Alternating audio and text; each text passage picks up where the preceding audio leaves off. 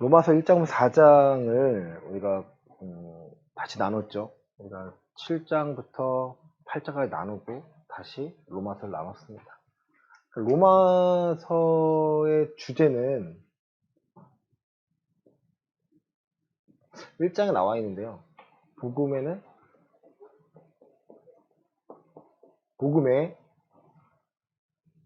안에 뭐가 있다?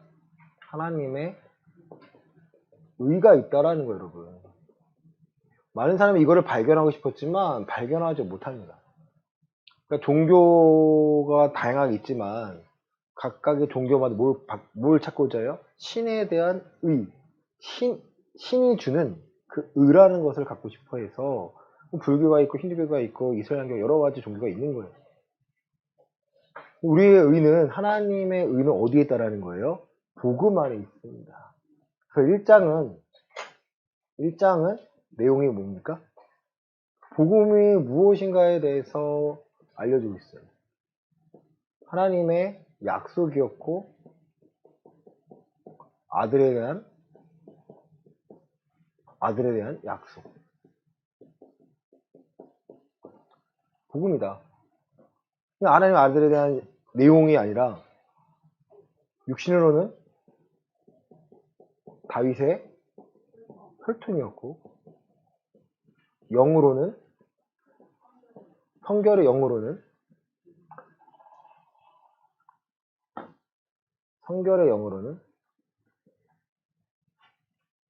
어떻게 돼요? 부활하셔야 돼요. 죽은 자 가운데서 부활해야 돼요. 왜 성결이냐면 죄가 없어야 뭐 할 수 있어요? 부활할 수가 있는 거예요, 여러분. 우리가 부활에 참여한다는 것은요, 뭐가 없앤다는 거예요? 죄가 없앤다는 건데, 정말 감사하게도요, 지금 3장에서 다루는 거 그런 부분인데, 감사하게도 죄가 없을 수가 있나요, 우리가? 죄가 없을 수가 없기 때문에 우리는 부활할 수가 없습니다. 그런데 예수님께서, 복음이 뭐예요? 좋은 소식인데 예수님께서 누군가가 나를 위해 대신 죽었다라는 거예요. 그리고 죄 없는 분이기 때문에 율법에 완전히 순종했기 때문에 하나님께서 그에게 예비하신 의를 약속된 의를 취할 수 있게 되는 거예요. 예수님이 죽으시고 3일 만에 부활하셨다는 것은 죄가 없었기 때문에 율법으로 딱 해봤는데 다 순종하셨던 거예요. 그러니까 책 잡힐 게 없으니까 사망이 잡아둘 수가 없는 거죠. 그러니까 예수님께서 그거를 깨고 나오신 거고, 사망을 물리칠 수가 있으니까 2장에서는요, 이것에 대한 하나님의 심판에 대해 나옵니다. 하나님의 의의 반대가 죄잖아요. 죄에 대한 대가가 심판이기 때문에 3장에서 나오는 말씀이, 그래서 하나님의 율법 외에 다른 의죠. 이 다른이라는 것은 완성된이라는 표현을 말씀드렸죠. 율법을 완성시킨 의. 율법으로 취할 수 없는 다른 방법으로 우리가 얻는다는 거예요. 그렇죠? 그래서 율법은 공로였는데, 자기 행위였는데 자기 행위로 되는 거 안 되는 거예요? 안 되는 거예요. 그럼 뭐가 필요하냐? 믿음이 필요하다. 이해되는데, 여기서 믿음이 필요한데 4장에서는 그래서 누구를 모델로 세워서 얘기하는 거예요? 아브라함이에요, 여러분. 그러니까 요 순서만 알고 계시면은 여러분이 성경을 읽으시는데 이해가 되시는 거예요. 그렇구나. 3장에서 어느 누구도 하나님의 의에 얻을 수가 없다. 이게 나오잖아요. 그쵸? 누구만이? 예수님께. 왜? 예수님께서 속량하셨는데 하나님께서 예수님이 취하신 의를 우리에게 허락하시는데, 믿는 자에 허락하시는데, 그 믿는 자에게도 의롭게 여기시고, 누구도 의롭다고 하시려고, 자기 자신도, 하나님도 의롭다 하시고, 그것을 취한 자도 의롭게 하시려고, 하나님도 다른 방법을 취하신 게 아니라, 피가 없으면 죄사함이 없다라는 이 방식을 그대로 적용하셔서 하나님의 의로우심을 드러내신 거예요. 만약에 질서를 지키지 않는 하나님이면 어떻게 하실까요? 내 맘대로 그냥 딱 집어넣어가지고 내 아들 안 죽여도 돼. 그냥 믿기만 하면 돼. 이래야 되는데 하나님은 그렇게 하시지 않았다라는 거예요. 왜? 질서의 하나님이고 공의의 하나님이시기 때문에 그 질서를 세우시기 위해서 이 희생이 누가 되신 거예요? 하나님이신 그러니까 아들 되신 예수님이 친히 복종하셨다라는 거예요. 왜? 아버지의 뜻을 이루기 위해서는 누군가가 해야 되는데, 그것이 하나님이신 아들 되신 예수님 외에는 감당할 수 없는 걸 알고 계셨기 때문에 스스로 낮아지신 거죠. 그래서 자기 스스로 낮아졌다 해서 자기 비하라고 합니다. 그것이 에베소서 2장에 나오고 있습니다. 1장과 2장 나오고 있습니다. 여러분, 이 내용을 보시면 오늘 우리 4장 하고 있잖아요. 아브라함의 의라는 걸 표현할 때요. 아브라함의 의는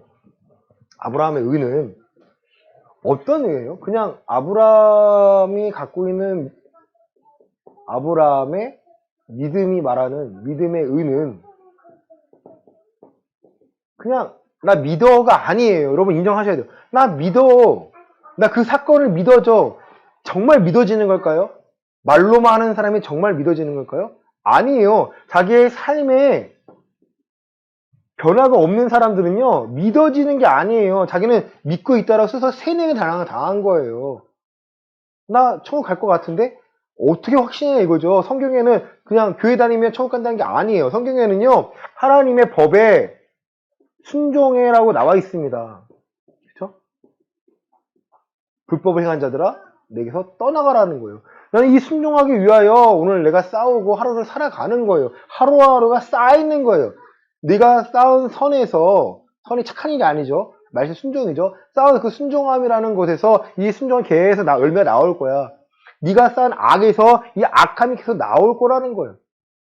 심판 때 우리가 하나님 앞에 서는데요, 내 말로 정죄함을 받고 내 말로 구원을 받는다는 거예요. 여러분, 그 말이라는 것을 시인하는 거잖아요. 예수님께서 사람 앞에서 나를 시인하면 나도 아버지 앞에 너를 시인할 것이고, 사람들 앞에 나를 부인하면 나도 하나님 앞에서 너를 부인할 거야. 제가 한 말이 예수님이 하신 말씀이에요. 뭘 시인하고 뭘 부인합니까? 하나님의 말씀대로 살고 있는 것. 그러니까 말씀은 언약이고요. 말씀이 약속입니다. 그 말씀도 내 삶에 적용되어지면요, 내가 맡길 수 있는데 상황이 녹록하냐는 거죠. 상황이 그게 아니에요. 말씀해 보면 아브라함이 바랄 수 없는 중이라고 말합니다. 바랄 수 없는 중에 아브라함이 창세기 12장에서요, 하나님께서 약속하셨죠. 내가 너를 통해서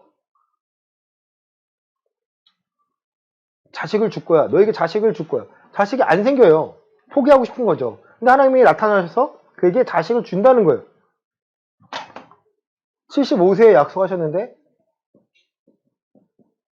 언제 주셨어요? 이삭을? 100세에 주셨어요. 100세. 오늘 말씀을 보시면요, 100세가 되어서 죽은 거나 다름없다. 죽었다. 죽음.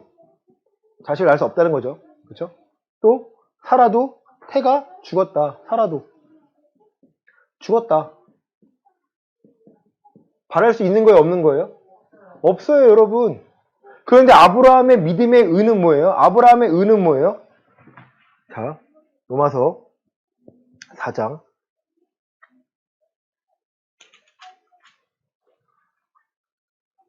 18절 19절입니다. 아브라함이 시작. 아브라함이 바랄 수 없는 중에 바라고 믿었으니 이는 내 후손이 이같으리라 하신 말씀대로 많은 민족의 조상이 되게 하려 하심이라. 그가 백수나 되어 자기 몸이 죽은 것 같고 사라의 태가 죽은 것 같음을 알고도 믿음이 약하여지지 아니하고 믿음이 없어 하나님의 약속을 의심하지 않고 믿음으로 견고해져서 하나님께 영광을 돌리며 약속하신 그것을 또한 능히 이루실 줄을 확신하였으니 그러므로 그것이 그에게 의로 여겨졌느니라. 아멘. 로마서 4장 이 3절에요. 아브라함이 하나님의 믿음에 그것이 그의 의로 여겨진 바 되었느니라 하는 말씀을 설명하기 위해서, 결론을 내기 위해서요, 쭉 설명하는데 그 결론이 이거예요. 믿음이 없어 하나님의 약속을 의심치 않았다라는 거예요. 자, 믿음이 없으면 하나님의 약속을 어떻게 한다는 거예요? 의심한다는 거예요. 이게 내게 이루어질까? 내게 사명이 맞나? 내 역할이 이게 맞나? 제가 여러분께 아무리 말씀을 드려도요, 여러분이 믿지 않으면 제가 그 약속이 저에게 유익이 되는지 여러분의 유익이 되는지 먼저 보시기 바랍니다. 제게 유익이 된다면요, 그거는 아닐 수도 있어요. 제가 아무리 근데 여러분에게 유익이 되는 말씀이라면요, 그 말씀이 하나님의 약속이 맞다라는 거죠. 제 성향이요, 그냥 막 말하는 사람이 아니에요. 그 말을 하기 위해서요, 저도 많이 보고 기도하고 상황을 봅니다. 아니, 정말 이것이 저 사람에게 필요한 게 맞습니까? 각자에게 사명의 역할이 있어요. 그리고 해야 될 일과 하지 말아야 할 일을 분명히 알려드려요. 근데 여러분이 그걸 지키지 않는다. 그땐 책임 누가 지는 거예요? 여러분이 지시는 거예요. 목회자는요, 나팔수와 같습니다. 그렇죠? 하나님께서 적군이 몰려오는데 내 나팔을 불면 그땐 책임 누구한테 들려요? 그 대비하지 않는 자에게 지는 거고, 적군이 몰려오는데 내가 무서워서 불지 않아요. 그럼 누구에게 책임져요? 저한테 책임을 주세요. 저한테. 목회자인 저에게, 여러분의 신앙을 맡은 저에게 물으세요. 왜 안전하고 있니? 저는 그래서 여러분에게 전하는 거고, 여러분의 말씀을 전하는 거예요. 이거 하지 말아야 됩니다. 이거 하셔야 됩니다. 이렇게 준비하셔야 됩니다. 말씀을 드립니다. 제가 허무맹랑한 말씀을 드리는 것이 아니라, 과거, 미래에 있을 예언된 일들, 임박한 진노에 대해서 설명하는 게 아니잖아요. 지금 현실에서 여러분들이 준비해야 될 것들, 여러분 현실에서 여러분이 이거를 해야 되는데 정신 못 차리고 딴 거에 빠져 있다. 그럼 어떻게 돼요? 말씀드려야죠. 제가 어려워하는 것은 여러분의 가족이기 때문에. 예수님은 그러잖아요. 선지자는 자기 가족에게 인정받기가 어렵다는 거예요. 그러니까 알아요. 왜? 여러분의 가족이기 때문에. 목회자기보다 가족이기 때문에. 그렇잖아요. 그래서 제가 어머니께 말씀드리고 있어요. 어머니, 저 하나로 교회 백성기 목사님이 어머니한테 하는 것 좀 할 수 있겠냐? 나한테 말할 수 있겠냐고. 물어봐요. 아니, 그분이 못하면 나한테 왜 하냐는 거죠. 그분이 어려워가지고 말 못하면서. 어렵잖아요. 나한테 왜 이렇게 편하게 얘기하냐 이거죠. 그렇잖아요. 이유가 뭐예요? 아들이기 때문에. 알아요. 예전엔 그게 싫었는데 이제는 알아요. 아니까 저도 더 당당하게 얘기해요. 선을 얘기합니다. 이거 하시라고. 그냥 대가, 그에 대한 건 본인들이 이제 하셔야 되니까. 왜? 그렇게라도 제가 때리는 게 아니라 하나님께서 여러분을 양육하기 위해서, 하나님께서 여러분을 끌고 가기 위해서요, 그 상황을 주신다는 거예요. 제가 할 수 있는 거는 기도와 안타까움이에요. 와, 나도 저렇게 당해봐서 아는데, 저거 내가 당해봐서 아는데, 저거 버리면 하나님께 쓰임 받을 수 있는데, 내가 아직까지 고집된 내가 못 버려서 마음이 아픈데, 그게 안 돼요. 아무리 얘기해도 안 돼요. 알아요. 누가 깨우쳐야 돼요? 본인 스스로가 깨우쳐야 돼요. 깨우쳐야 됩니다. 자, 아브라함은요, 죽었다라는 걸 인정했어요. 그쵸? 이게 언제예요? 창세기 15장이에요, 여러분. 16장에 누가 나와요? 하갈이 나옵니다. 이스마엘을 낳죠. 아브라함은 기뻤겠죠. 와, 내가 자식이 있네? 내가 죽은 줄 알았는데, 난 자식을 못 낳을 줄 알았는데, 반대로 하면, 나한테 문제가 있는 게 아니라, 사례한테 문제가 있어서 내가 하갈을 통해 난 거구나. 그럼 이것도 그러면 하나님 쓰시는 건가? 라고 생각할 수 있겠죠. 우리 16장 1절 말씀 보시겠습니다. 16장. 17장입니다. 17장.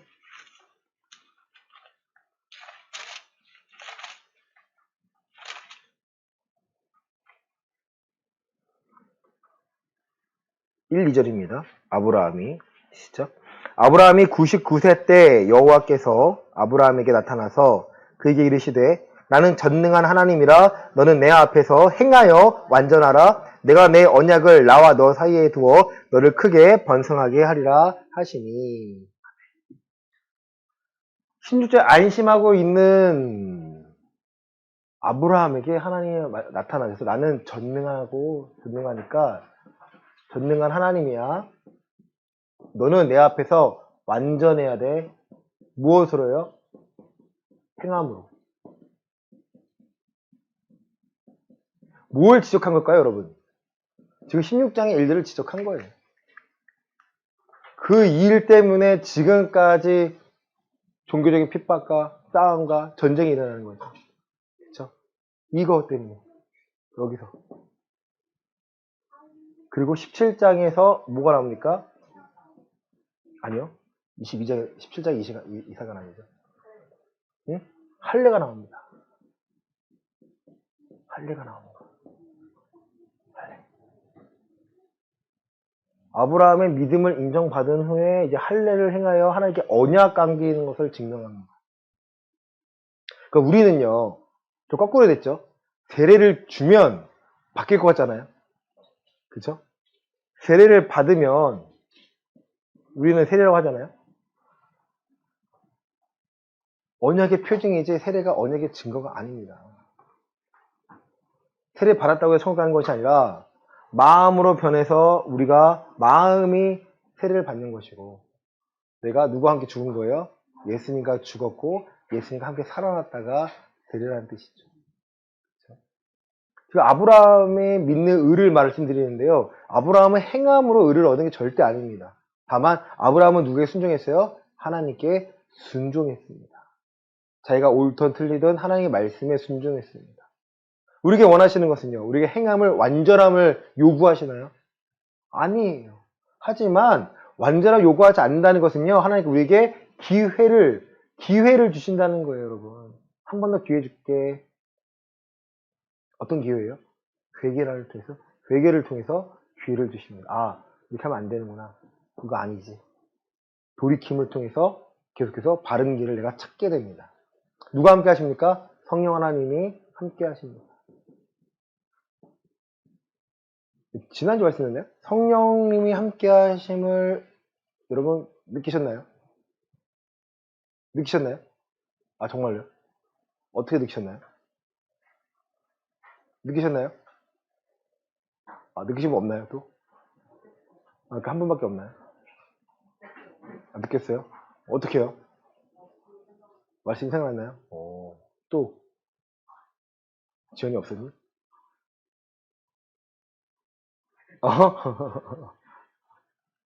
말씀도 있지만, 맞아요. 맞습니다. 보통 많이 느끼는 것은요, 양심의 가책입니다. 찝찝함. 아, 내가 죄에 대한 찝찝함.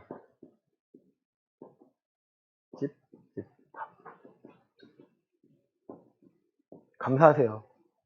죄에 대한 찝찝함이 여러분이 있다면 아직 누가 포기 안 하는 거예요? 하나님께 포기하지 않고 뭐 하라는 거예요? 회개하라는 겁니다. 기회가 있을 때. 또 하나, 왜 회개시키시는 거예요, 여러분? 하나님께서 여러분의 믿음을 사용하시려고. 아직 계획이 있으시다는 거예요, 여러분. 그게 보이지 않지만, 막연하지만, 물론 아브라함은 자식에 대한 약속이 확실히 있었기 때문에, 우리에게는 뭔 약속이 있어요? 자식에 대한 약속이 있나요? 저에게 자식을 약속하셨나요, 하나님이? 아니에요. 좀 그렇지 않았어요. 아예 포기했습니다. 근데 우리에게 약속하신 건 뭐예요, 하나님이? 예수님이 약속하신 건 뭐예요? 맞는데 그건 도우시는 거고. 예수님이 뭘 약속하셨어요, 여러분? 예수님의 약속. 뭐예요? 네, 크게요.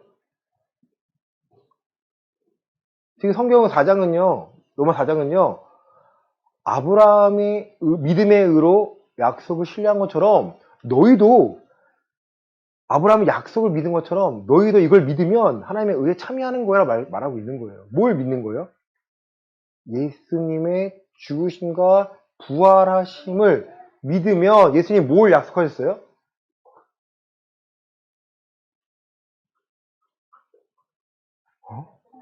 천국이죠. 우리는 생명, 영생이죠. 여러분 약속을 안 받으셨나요? 난 받았는데. 예수님이 저에게 돈을 약속하셨나요? 내가 너에게 재물을, 건강을, 부를, 명예를 약속하셨나요, 저한테? 아니에요. 저한테 이 천국에 대한 영생을 허락하셨다고 약속하셨습니다. 바울 사도가 왜 목숨 걸고 복음을 전했나요? 명예인가요? 부인가요? 건강인가요? 재물인가요? 예수님이 이 땅에서 복음을 전할 때 재물과 건강과 부와 명예 모욕하셨나요? 집도 없다고 하셨어요. 머리 줄 것도 없다고 하셨어요. 천국에 대한 약속, 갈 수 있어, 영생을 취할 수 있어 라는 약속을 주신 거고요. 그렇다면 우리에게 허락하는 약속은 천국이라는 것은 죽어서 가는 것이 아니라 지금 우리의 삶이 천국의 한 부분이 되어가고 있다는 거죠. 로마서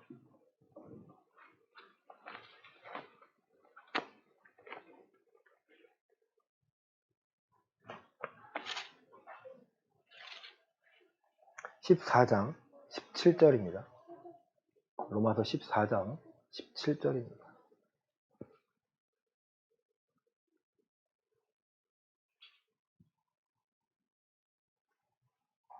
하나님의 시작. 하나님의 나라는 먹는 것과 마시는 것이 아니요 오직 성령 안에 있는 의와 평강과 희락이라. 아멘.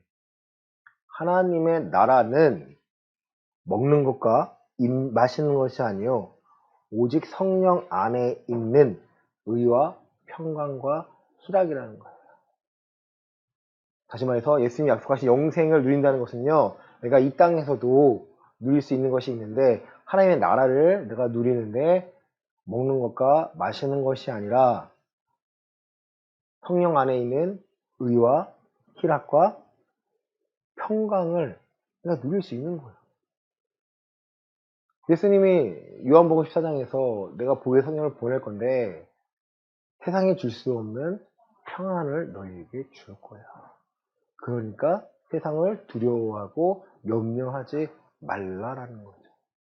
돈이 없을 수도 있고 건강하지 못할 때도 있고 명예가 떨어질 여러 가지 상황이 올 수 있어요. 누가 붙잡고 계시는 거예요? 하나님 나를 붙잡고 계시는데 그래도 나는 너를 포기하지 않을 거라는 말씀이라는 거예요. 제가 경험해봐서 알아요.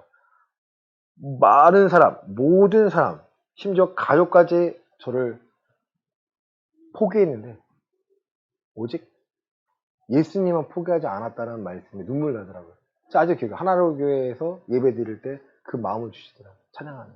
하나님 날 포기하지 않았구나. 그러니까 힘이 나더라고요. 다른 누군가 포기해도 사람이 나를 포기하면 상관이 없어요. 하나님 날 포기하지 않으니까 힘이 되더라고요.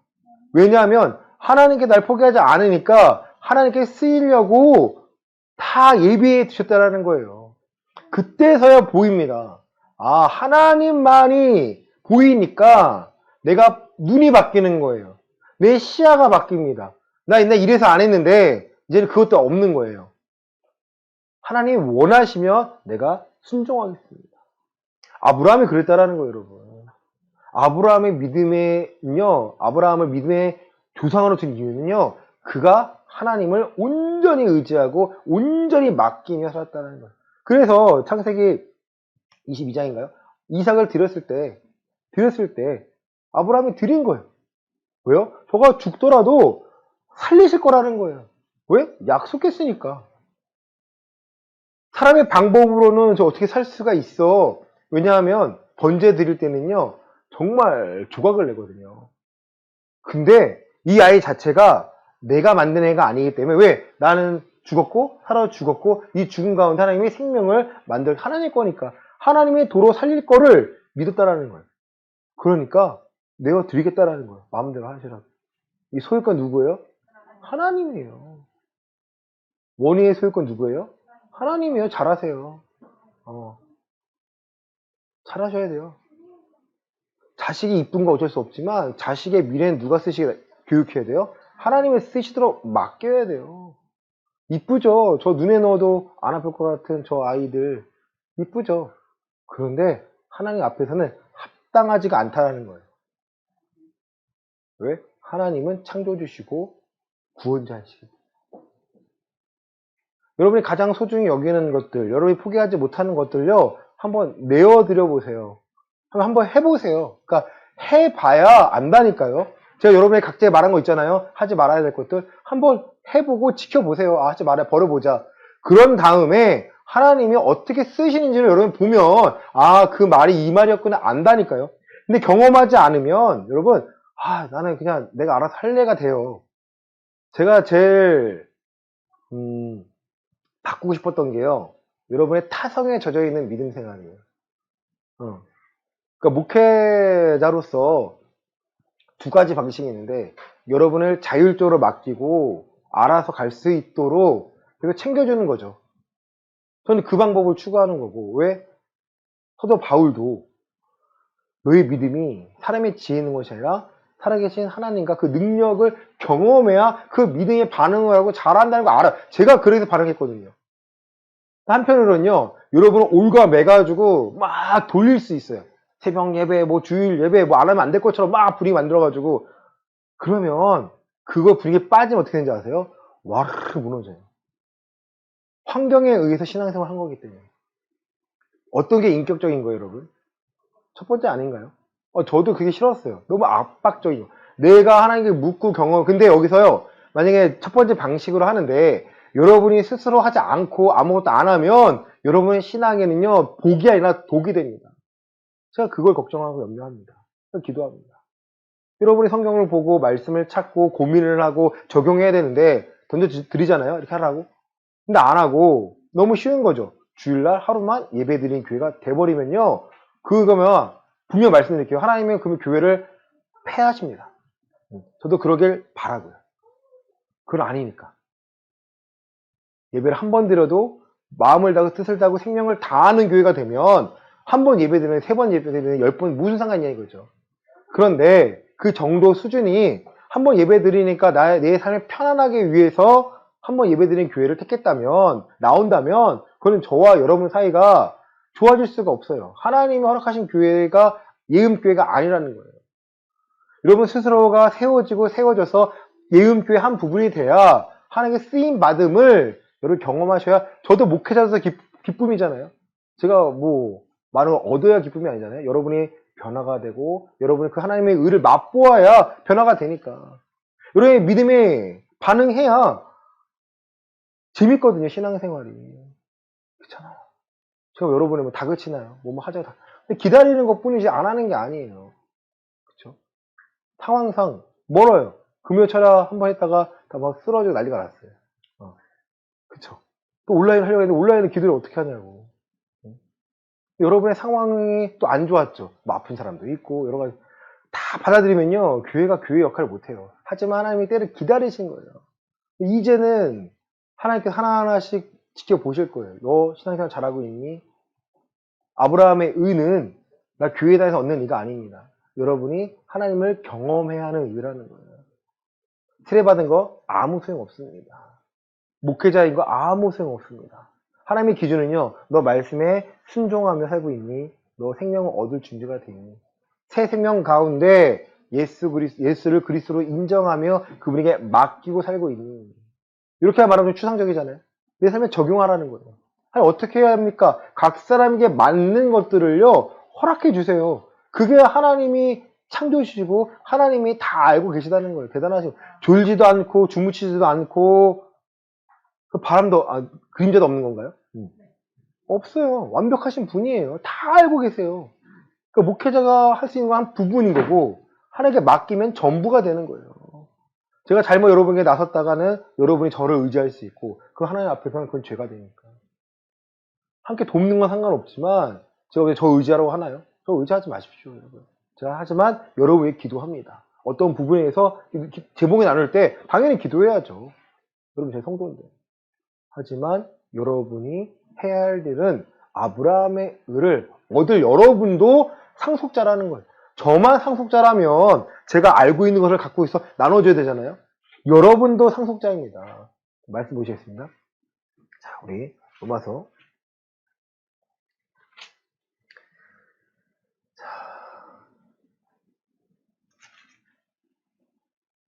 4장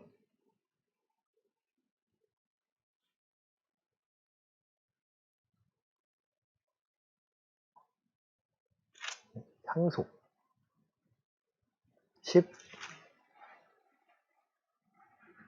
14절인가요?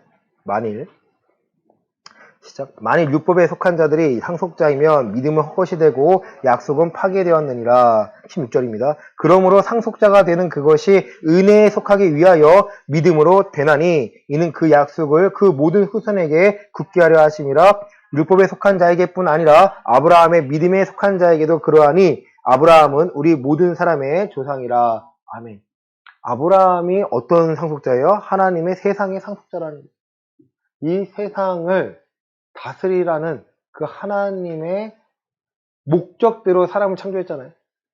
그래서 상속자로 두시겠다는 거예요. 너를 핍박하는, 너를 축복하는 자에게 내가 축복할 것이고 너를 저주하는 자에게 내가 저주하겠다. 원수 갚는 것은 누구한테 있다는 거예요? 하나님께 있다. 너 하지 마. 내가 갚아줄게. 우리 뒤에 누가 계세요? 살아계신 하나님이 계세요. 실예로 여기 말씀드린 거는 저희 집에 한번 경매 넘어간 적이 있어요. 김포에 살 때. 아직도 생생히 기억하고 눈물로 기도한 적이 있어요. 뭐 경매 넘어간 때 운 건 아니고요. 그 낙찰자가 저한테 한 말이 있어요. 제가 너무 화가 나가지고 이건 날 무시한 건 상관없지만 하나님은 모욕되겠습니다. 하나님 알게 해주세요. 저 사람도 깨닫게 해주세요. 그분이 뭐라고 했냐면 제가 전도사라는 거 알고 있었거든요. 근데 저한테 조상을 잘 섬기라는 거예요. 잘 섬겨야 돼. 이게 이 말 했어요, 저한테. 뭐 하냐면 화장하지 마. 꼭 뭐라 그래요? 화장 말고 뭐라 그래요? 화장하지 말고. 어? 매장이에요? 매장해야 돼. 자기는 뭐예요? 나는 조상을 잘 섬겨서 지금 내가 위에 있고 너는 조상을 못 섬겨서 망한 거라는 건 망한 거죠. 뭐 경매 넘어갔으니까 지금. 나는 이게 나 그래서 전도사거든요. 전도사. 와 앞에서 말을 못 하겠더라고요. 왜? 이 상황에서는 그럴 수밖에 없으니까. 그래서 저 사람도 알게 해주 하나님이 얼마나 무서우신 분인지를 알게 해주세요. 저 사람도 복음을 알게 해주세요. 저 사람이 망하라는 게 아니에요. 저 사람 누굴 알아야 돼요? 저 사람도 하나님을 알아야죠. 하나님을. 왜 그러냐면 내가 전도사인 거 알고 있거든 그 사람이. 그러면 웬만해서 이렇게 말 안 해요. 근데 교만한 거죠. 저한테 교만 상관없는데 하나님 보시기에 합당하면 내비두고. 근데 결과는요. 그 집이 경매가 두 번 더 나왔어요. 그 사람도 망한 거죠. 2명 더 나왔으니까. 경매가 3번 된 거예요. 그 사람도 망하고 또 망하고. 원수 가는 거 누구한테 있어요? 근데 하나님께 있습니다. 제가 그걸 철저히 알았어요.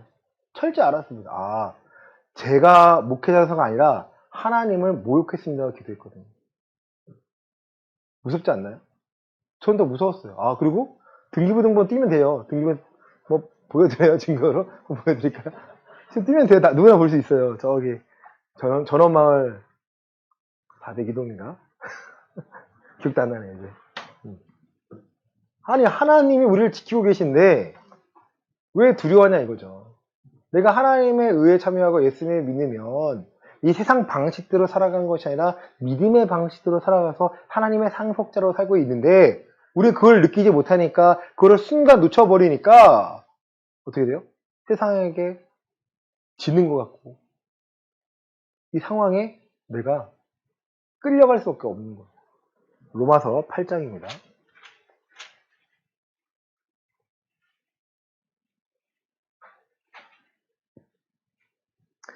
16장 17절입니다.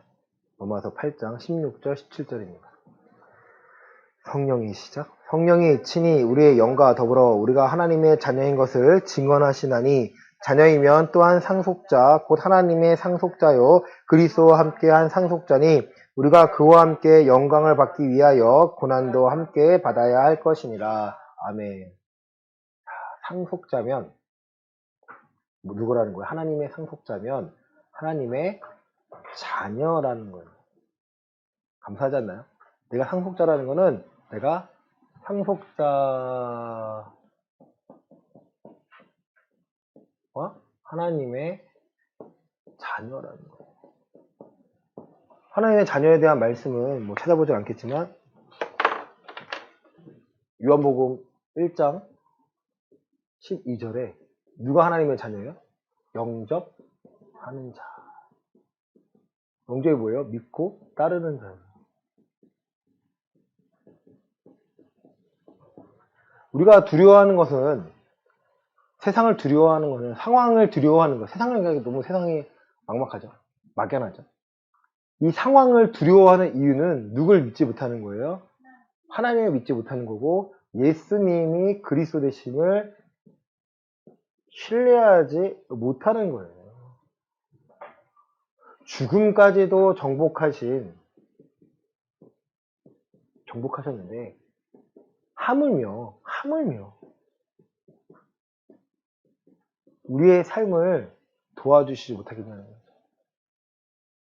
무엇을 먹을까, 마실까, 입을까 이렇게 기도하지 마라. 이거 누가 기도하는 거예요? 이방인이 기도하는 거예요. 중언부언하지 마라. 되게 해달라고 되게 해달라고 기도하는 건 그들의 기도 방식이에요. 이방인들의 기도 방식에 빠이빠이하는데 계속 비는 거예요. 그러니까 우리는, 저는 안 해봤지만 뭐 그런 얘기 많이 들어봤잖아요. 새벽에 깨끗이 샤워를 하고 물 하나 딱 떠올려서 계속 비나이다 비나이다 비나이다. 뭘 비는 거예요? 잘 되게 해달라고 비나이고 비나이다. 안 들어봤나요? 저만 들어봤나요? 저는 드라마에 많이 봤는데. 저건 누구한테 비는 거예요? 세상 신한테, 아니, 세상 신한도 있어요. 세상 신에게 비는 거예요. 근데 우리가 만약에 그런 식으로 기도하면 누구한테 비게 되는 거예요? 세상 신에게 비는 거예요. 우리는 하나님께 비는 사람들이 아니에요. 하나님께 우리는 예수가 그리스도라는 걸 인정하고 그 안에 살기 위하여 하나님께 구하는 자들이, 하나님 이것이 필요합니다. 이 상황에 가장 적박한 것을 허락해 주세요. 예수가 그리스도이심을 드러나게 해주세요. 내가 고쳐야 될 것을 바뀌어야 되고 있으면 바뀌게 해주세요. 나를 하나님께 맡기며 내 삶을 맡기며 하는 사람들이지 내 필요에 의해서 믿음 생활하는 것이 아닙니다. 왜? 생명이 걸려있기 때문에. 그리스도와 함께 너희가 하나님의 상속자면, 하나님의 자녀이고 영접했다면 누구와 함께 상속을 받는 거예요? 예수님과 함께 상속을 받는다면 예수님의 발자취를 따라가야 상속자의 삶을 살 수 있다라는 거예요. 그 상속자는요, 기도에 응답하시고 그 사람을 보호하시고 그 사람에게 필요한 모든 것을 예비하십니다. 여호와 이레 하나님은 그가 경험하니까 사람을 두려워하지, 당당합니다. 하지만 무례하지 않습니다. 그 사람 인격이 변화가 되고요, 사람을 존중하게 됩니다. 삶의 목적이 달라지는 거예요. 뭔가를 갖기 위해 살아가는 것이 아니라 하나님의 보시기에 합당한, 거룩함에 참여하고 하나님의 보시기에 그리스도인으로서 구원의 삶을 살아가고 있는지 아닌지를 그도 스스로가 내 삶을 돌아보게 돼요. 이번 주 한번 여러분의 삶을 돌아보시길 바랍니다. 하나님이 보시기에 합당한 삶을 내가 살고 있는가? 아니라면 고치시면 돼요. 아니니까 지적질하는 건 누가 하는 거예요? 율법자들이 하는 거예요. 율법주의자들이. 우리는 아닌 거 알면 회개하고 고쳐서 하나님께 원하신 삶을 살아가자라는 거예요. 그래야 쓰임받고 그래야 하나님의 허락한 축복을 누릴 수 있으니까. 여러분, 형통함은요, 누릴 수 있는 축복이에요. 형통하지 못하다고 해서 망한 것이 그 사람의 저주는 아니지만 망한 것보다 형통한 게 좋지 않나요? 성공한 게 좋지 않나요? 여러분을 사용하시는데 하나님이 망할까요? 하나님께 여러분의 삶을 하나님이 사용하시는데 망할까요? 그렇지는 않습니다. 고난은요, 하나님께 쓰임받기 위한 믿음을 갖추기 위한 과정일 뿐이지 그 고난이 축복은 아니에요, 여러분. 그 고난은 견디되 그 안에서 인내를 통해서, 연단을 통해서 우리의 믿음의 질이 바뀌는 거예요. 그래 형통함을 누릴 수 있어야 내가 하나님께 드릴 수 있고 하나님께 사용하심을 많은 사람들에게 본을 보이고 증명해낼 수 있기 때문이죠. 아니, 믿음의 사람들이 다 가난한 거예요? 그렇지 않습니다, 여러분.